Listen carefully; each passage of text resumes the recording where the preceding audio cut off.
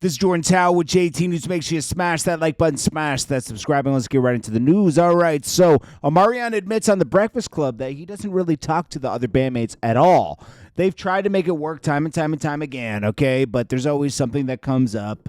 It's hard to talk to somebody that was smashing your ex-wife when, what was his name? You had April. She was smashing so many people. Let's see, member B2K. I always forget. Little Fizz, yeah, Little Fizz, and April were smashing. Remember how weird that was? Like, and they were on tour together, and she went on the tour, and that's Omarion's not only his ex-wife, his baby mom. Dude, like, out of all the girls, you chose her, you know, and then the other ones just talk a lot of, you know, it's just these groups rarely work out. That's all I could say. You know, nobody's wrong. It's just like, it's different. It's a clash of different personalities, and you guys are growing differently as human beings. It is what it is. And nobody really cares, to be honest with you, except if you're a B2K fan. Party Next Door and Drake. 120 copies sold the second week, 365,000 total units since release, and that's why Drake rushed back to, you know, because the album's doing better than expected. They postponed those last tour dates for some reason. Hit a J3, who really Kendrick Lamar doesn't even care about. You know, that's one of his relatives. Doesn't take him on tour or anything. He's over here wolfing. Drake canceled this. Yo, let that be up to Kendrick Lamar and his crew. You're not really his crew. You're like his relative. Let him talk about it versus you. I respect someone gloating, but you're like, you know, a cheerleader on the sidelines. You know what I mean? So anyways, Drake rushes back to do Nokia, the video for Nokia, and Give Me a Hug to keep the sales up. And then obviously Party Next Door is going to shoot a video. And yeah. I mean, we'll see what happens. Tory Lanez drops a bombshell on the Nelk podcast, Full Send. He talks about, I don't understand how this hasn't been escalated to another court. It seems like the court was very biased. The court was very corrupt when it came to this case. When gun evidence was introduced that there was no DNA of Tory's found on the weapon, they couldn't find the bullet fragments. They couldn't find Tory's DNA on any parts of the weapon. But when it comes to gun residue, they went with that when everyone was in close proximity, right? And it was found on Kelsey and Tory. All their prints were found on the gun except for Tory's. Or DNA, at least. And then they sealed the gun so it can't be admitted. Then the judge actually said, well, you're not really being convicted for the DNA evidence. It's like, that's a big part of this trial. So I think eventually the thing that Meg's scared about is that Tory's probably going to get out. And this was more of a spite move than anything. You can feel how you want if you're a Meg fan, but I don't believe in anyone going to jail when other people didn't go to jail that were guilty as well. Like, why isn't Kelsey in jail? If that's the case, you know, is Tory Lanez completely innocent of any wrongdoing that night? No, he did some moral things that I don't agree with, instigating to you know, like he kind of brought this on himself. I'm not gonna say he's an innocent choir boy sitting in the front passenger seat, but like I'm just saying, you know. Sending somebody to jail for 10 years is crazy. Travis Scott forgot WWE was not real and started punching one of the guys in the face for real. I'm telling you, man. Travis Scott is a demon, bro. I wouldn't want to be everywhere near him. Logan Paul was there. Drake was in attendance. Logan Paul was part of the WWE that night. And I think he's a permanent member, right, of certain events. He wrote OVO, and Drake was laughing. Okay. He wrote OVO on some glass thing. Rollo shoots a video in Dixie Hills where little baby was allegedly targeted. Yeah, this is a definition of doing too much. Like Rollo, you're just doing too much, bro. You're doing too much. I don't even need to go into detail on this. You're doing too much.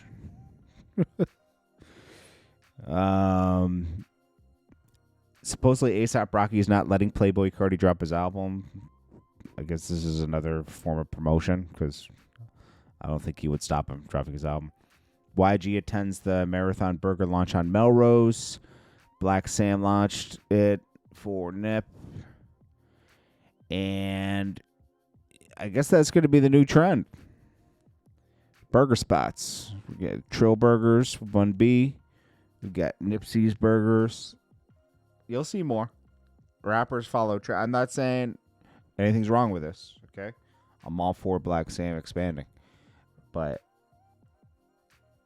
I just know how rappers are.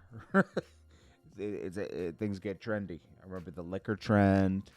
Now it's everyone's Twitch streaming because rappers can't sell records. Look at Boosie will do anything. If people started getting on OnlyFans and doing guy scenes, Boosie would do it if it made enough money. I'm gonna tell you. Boosie will do whatever for a check. And this is the thing. So Rick Ross is just a nasty person. CEO Rick Ross. CO Rick Ross. This guy went over to Big Meech and kissed his butt. I couldn't wait. Right? I'm gonna do your movie. Let's get rid of 50 Cent. Ruins Meech's life. Right? Ruins Little Meech's life. Acting canceled. Big Meech.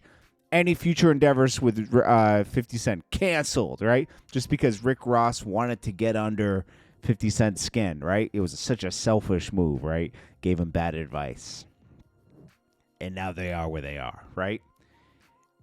This boxer meets up with blogger. What's the blogger's name? I forget his name, but let me do it. Let me get it right. All right, so blogger Peaks 100, right? He meets Freeway Rick Ross, Gervonta Davis, and Lamont Roach boxing match, right?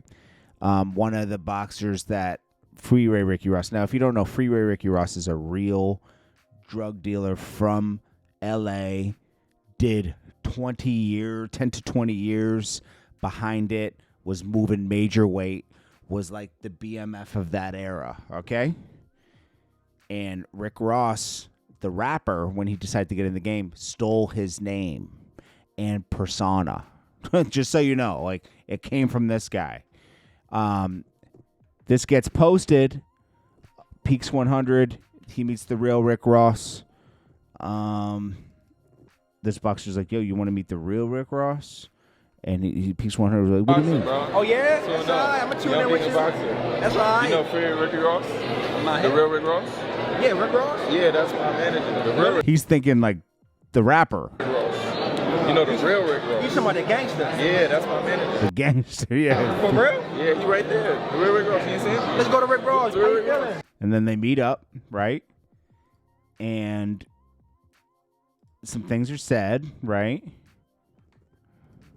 I'm good. You the real Ricky Rose? Real Ross. Yeah. Yeah? Rose sound gay.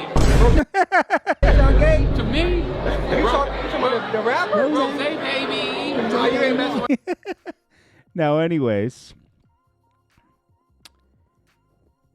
isn't this funny? What does Rick Ross, the rapper, say? He calls this guy an informant. How is he an informant? There's never been a jacket on the real Rick Ross as an informant. Someone informed on him. His connect informed on him the second time, and he went to jail again. There's only one, and he said, and isn't it funny that 50 Cent is actually exposing Big Meech after this picture's taken, right, for having a assistant that is an informant, which sent Cuffy and some other people to jail, Meech's friends, right?